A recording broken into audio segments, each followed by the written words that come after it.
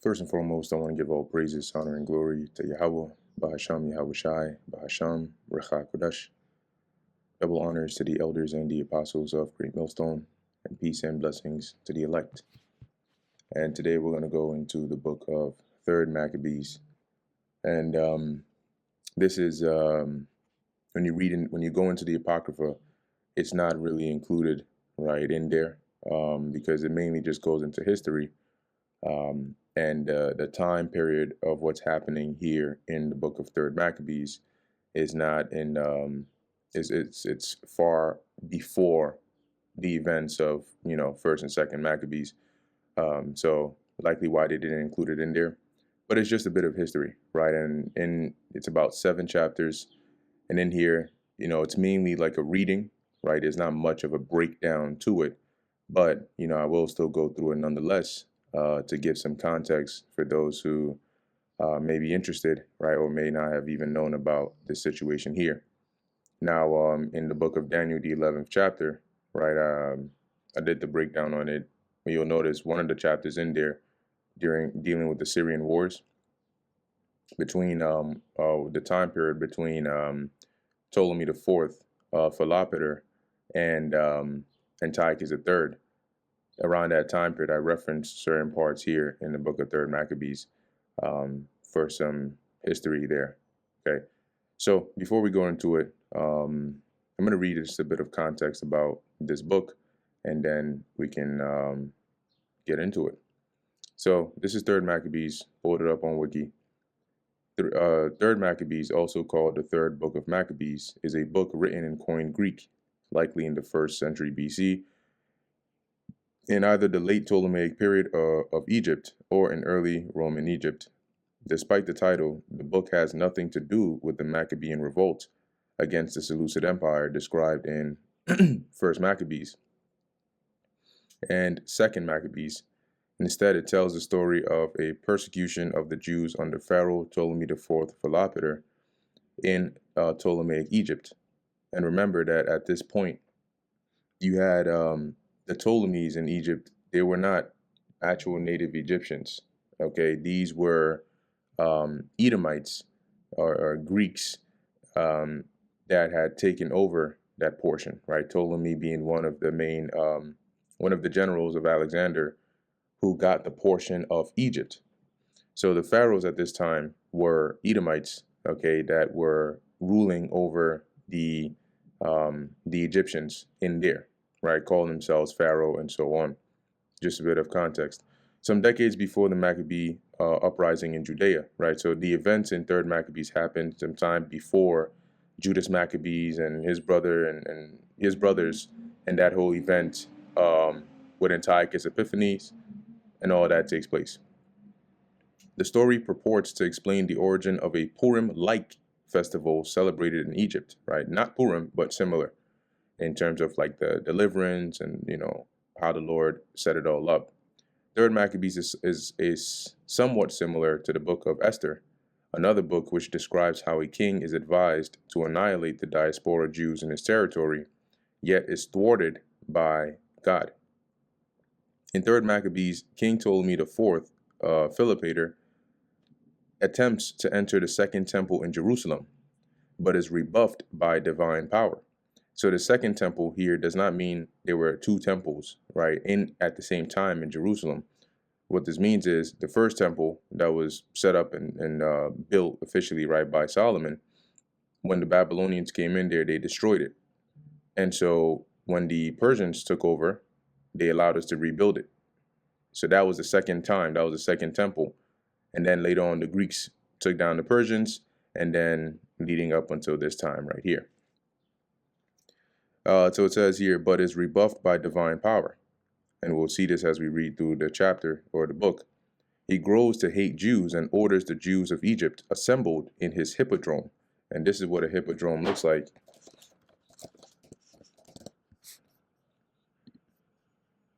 Image here. Yeah, just like a giant stadium, right? You would see they would do things like what do they call those things? Chariot racing and all of those different events and so on in that space, right? So that's what it looks like over there. just a bit of a visual, to be executed by elephants. However, God protects the Jews, and Ptolemy's elephants trample on his own men instead. Ptolemy experiences a change of heart and lets the Jews go free. The Jews establish a festival in celebration. So let's go and jump into this book. Now, you see it says Battle of Raphia, right? And this is because this was shortly after the Battle of Raphia, which was a part of the Syrian wars. So I'll read just even this beginning part in here. It says the Battle of Raphia was fought on 22nd June 217 BC near modern Rafah between the forces of Ptolemy IV Philopator, right, the one we're dealing with here, and king and pharaoh of Ptolemaic Egypt, and Antiochus III the Great. Now, I believe this was the father of Antiochus Epiphanes, or I think his actual name was Mithridates. Let's see what his children are. Yeah, Antiochus IV. So that was his father. But anyway, it says of the Seleucid Empire during the Syrian wars. It was one of the largest battles of the Hellenistic kingdoms and of the ancient world, and determined the sovereignty of Coal Syria. Coal Syria is the region where Israel is at. This goes back to the Hebrew Kal Syria, which means all Syria. So you can see it's this region right here, leading down into our territory as well, right? Because when they were fighting, it wasn't just over a small portion over here. And I believe in here, Ptolemy ended up winning this. But the thing about Ptolemy, which you'll find out, is he wasn't, like I highlighted here, he wasn't, let's just say he was given to pleasures, right? I'll put it like that. So I'm just going to read that part here. It says, in ancient sources, Ptolemy IV was criticized for being more interested in luxury and court ceremony than government, politics, and foreign relations. The decline of the Ptolemaic dynasty is usually traced to his reign. And you'll see why I mentioned this as we read into the book. So this is the book of 3rd Maccabees, the 1st chapter. Now Ptolemy, Philopator, learned from those who had returned that Antiochus had captured some of Ptolemy's territory. So now you know which Antiochus this is talking about and which Ptolemy this is talking about. Ptolemy gave orders to all his forces, foot soldiers, and mounted soldiers to break camp. Along with all his forces and accompanied by his sister Arsinoe, he set out for the region of Raphia, where Antiochus's troops had set up camp. Now a certain Theodotus made up his mind to carry out a plot to kill Ptolemy. He took the best of the weapons that he had assigned to him from Ptolemy's own arsenal. He crossed over by night to Ptolemy's tent, intending to put an end to the war by killing him single-handedly. So he wanted to assassinate Ptolemy to just end it all. But obviously that didn't work because, according to the Lord's plan, Ptolemy wasn't meant to be taken out that way or at that time. But the Scythians, or the Scythius, known as Drimulus, or Drimulus's son, had led Ptolemy away and arranged for an unimportant person to sleep in the king's tent. So likely, for his protection, they did like a swap, right? So anybody who was around, if they had ill intent, they would think it's Ptolemy in his tent, but it's actually not. This person then met the fate intended for Ptolemy, right? The person that was swapped in. Now this Dositheus was a Jew by birth, but he had changed his mind about their customs and had turned away from the teachings of his ancestors. So basically he defected from being the customs of being an Israelite, and he's the one who ended up helping Ptolemy here, right? So he didn't die. When a fierce battle arose and things were going rather well for Antiochus, Arsinoe went out to Ptolemy's army with pathetic cries and with her hair all in disarray. She urged them to rescue themselves and their children and wives, and bravely promised to give to each man 2 manes of gold if they won the battle. So she basically went and gave them, an emotional pep talk slash, speech to basically get on their shit and go out there and win, and then promised them some money. And so it turned out that the enemies were destroyed in hand-to-hand combat, and many were taken prisoner. And this would be those on the side of Antiochus losing. After overcoming the plot, Ptolemy decided to visit the neighboring cities to encourage them. By doing this and by distributing gifts for their sacred shrines, he reassured his subjects. So now having control over the region, he went around to basically, as some would call it, in good faith, to try and keep the support of the people, so that they would, continue to support Ptolemy or Ptolemaic Egypt. The Jews had sent elders and members of the council to greet him, to bring gifts of friendship, and to congratulate him on recent events. As a result, he was even more eager to come to them as soon as possible. So he traveled to Jerusalem, sacrificed to the supreme God, made thank offerings, and did what was appropriate for the temple. As he entered the temple, he was struck with amazement at its brilliance and beauty. And as he admired the orderly arrangement of the temple, he conceived a notion to enter into the holy place. So he comes into the temple, right? Now remember, the temple, this holy place is referring to the holiest, the holy of holies. So if we look up here, the temple of Israel, holy place. Maybe we get a diagram for you know what? Let's do Solomon's temple. Okay, maybe this might work. Or maybe not. Okay. In any case, we will still go with it. Okay, maybe we won't. Try again. All right. So it's not very visible, but we'll still use it anyway. Or maybe we'll use this. There you go. So when you come into the temple, right, you're in the court here. This is based on the very, very Old Testament version. When you walk in here into this is the holy place, right, where the priests, the shewbread, the table, the candlestick, the altar of incense, all of that would be in here. And then there's another room separated by a veil, which is the Holy of Holies. That is where only the high priest could go into once a year, right, for the Day of Atonement. So this guy, while he's looking at the magnificence of the temple, it enters into his mind this notion to go into the Holy of Holies. But they said that it wasn't right to do so, since even those of their own nation weren't permitted to enter it. Not even all the priests were allowed, but only the chief priest, who was in charge over all.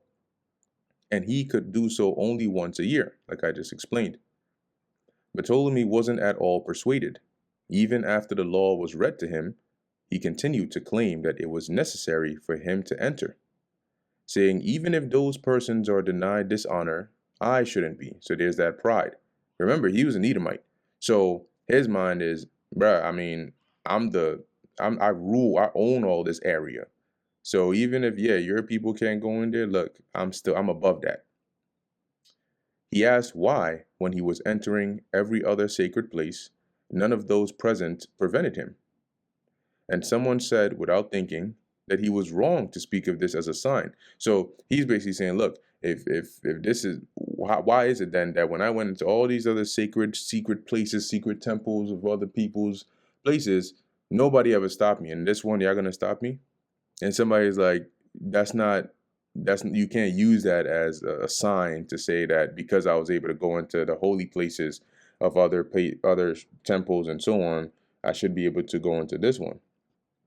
But even if, for some reason, this were true, Philopator replied, why should I, of all people, not enter, whether they are willing or not? So he's like, yeah, okay, even if it's not a sign, I'm the ruler here. So why shouldn't I be able to go in, whether you like it or not? But the priests fell to the ground still in their sacred robes. They filled the temple with crying and tears, praying to the supreme God to help them and to change the mind of the one who was wrongly imposing himself. Those who were left in the city were troubled and hurried out, thinking something mysterious was happening. The young girls who had been kept secluded at home rushed out with their mothers. They sprinkled their hair with dust and began to fill the streets, with weeping and groaning. So now basically a panic was setting in. People running out their homes. They're like stressed, like, "What's? Oh my gosh, no, no, no." Like we've already been through a lot, and now this heathens is about to defile our temple. Even the young women who had just been adorned for their weddings left the bridal bedrooms that had been prepared for the marriage night. So that even, as it says, right, the young women, they decked out and everything, they all rushed out. Neglecting all proper modesty, they came together in the city in a wild rush.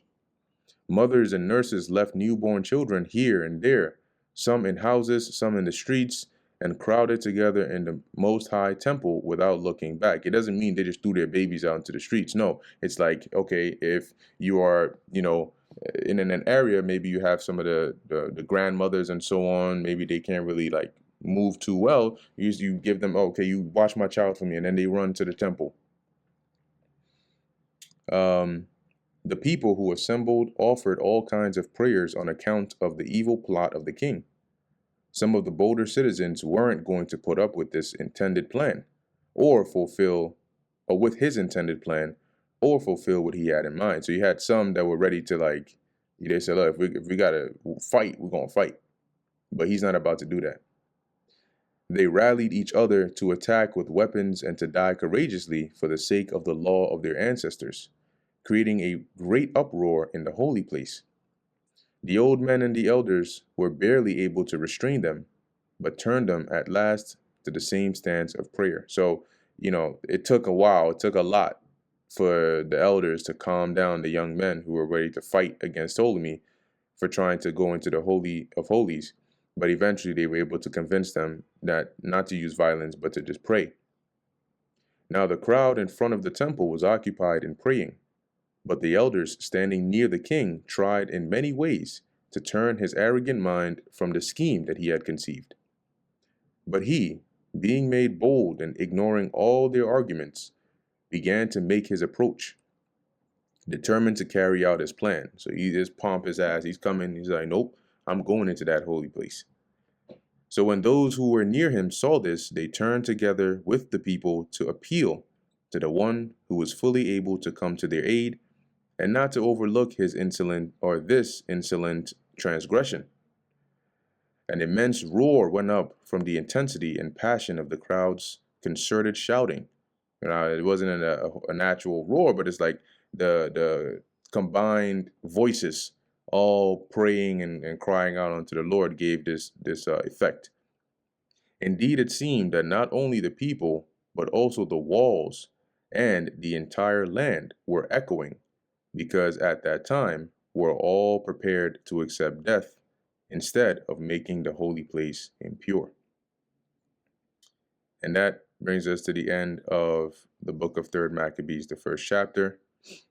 Lord willing, that was edifying to the elect. I had originally planned to just go through the whole entire thing, but I think I'll just break it up by chapter anyway, just to make it easier to pinpoint, which chapter is at what timestamp, and not having to do all that. So I'm going to end this video here, and then I'll continue going through the rest of the chapters, each in their own video, respectively. The Lord willing, that was edifying to the elect. In closing, I want to give all praises, honor, and glory to Yahweh, Bahasham, Yahweh Shai, Bahasham, Rachak Kodash. And until next time, Shalom.